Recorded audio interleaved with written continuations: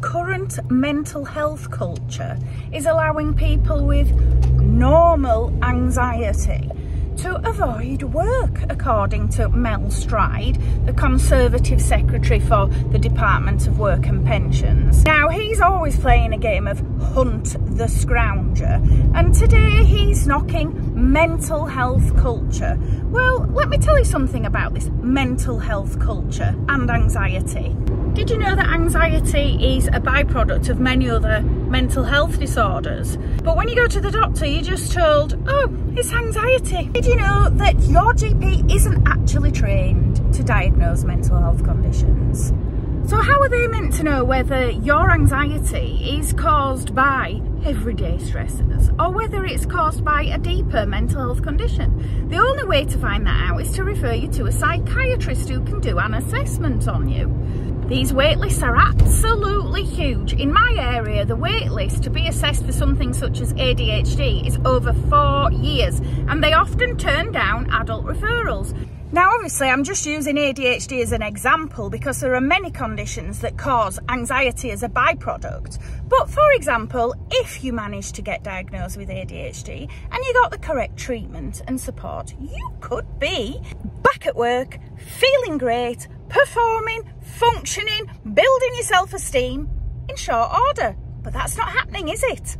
And imagine that you do get a referral for ADHD, you waited 4 years for it, and the psychiatrist says, oh, hang on, that's not what's wrong with you. We're going to have to try and look at something else. You need to go back to your GP, get an assessment for something different. But let's face it, what usually happens is your GP goes, oh, wow, let's give you some antidepressants. Here you go. Bye. Would you like a sick note? A couple of weeks? Is that all right for you? Here you go then. And when your sick note runs out, you go back to the doctors because you're still not well. You've been treated with the wrong medication. You might as well have been given sugar cubes. So what do you need? More time off sick and more of the wrong medication. You might even feel much worse thanks to this medication. So you know what? On one level, I do agree with Mel Stride. The mental health culture in this country is absolutely f***ed. Some people totally failed by this system end up on the wrong mind-altering medication for decades. Every single day as a result of my TikTok channel, I hear from somebody who has been misdiagnosed and given the wrong mind-altering medication. What Mel Stride fails to understand and doesn't address with these comments is that everybody who's got anxiety does not want anxiety. They want their problem dealt with and they want to get on with living their best life. If you've got a physical condition, you go to the doctors and the effort's put in to actually get that condition diagnosed and treated, and you're supported so that you can get back to work as soon as you can. But not with mental health. I mean, it seems they're pushing the agenda that people with mental health problems should be told, oh, just go away, it doesn't exist.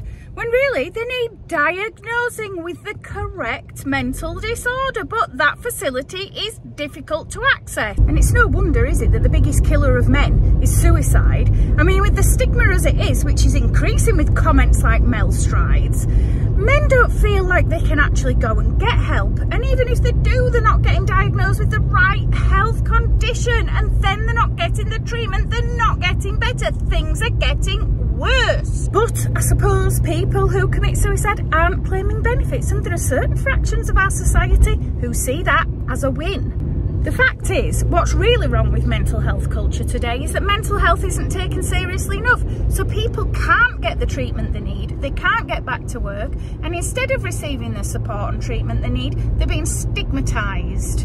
And to add to this sort of comment about mental health causes a great deal of hatred towards people like me who have genuine mental health conditions and are just trying their best to get through life. Now, I work. I'm lucky, I'm getting the treatment I need. Many people are not, and actually go through their entire lives not knowing what the source of their anxiety is. This is unacceptable. So, Mel Stride, if you want to save money on the benefits budget, why don't you make sure people are getting diagnosed correctly, treated correctly, and have the right chances to recover and function in the way that they want to?